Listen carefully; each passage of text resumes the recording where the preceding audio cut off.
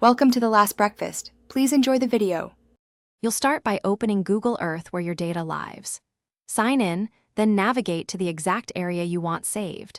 This reduces cleanup later.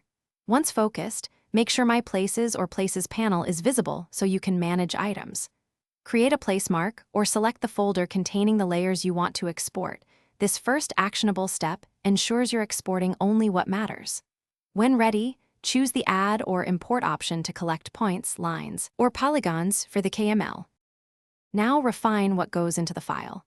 Group related place marks and paths into a single folder so the KML contains a clear hierarchy. This avoids clutter. Edit each item's name, description, and styling because those attributes are preserved in the KML and affect readability.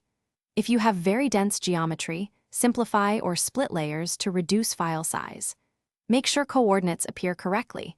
Google Earth uses WGS84, so confirm projection compatibility before you export to prevent misaligned data. Finally, export. Right-click the folder or item and choose Save Place As.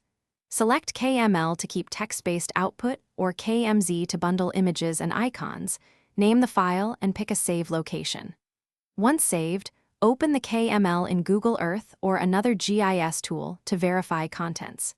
If the file fails to open, make sure you didn't include unsupported features or excessively large images. Splitting into smaller files or switching to KMZ often resolves those issues. If coordinates look off, recheck the original projection. Thanks for watching. If this was helpful, leave a like and consider subscribing. See you next time.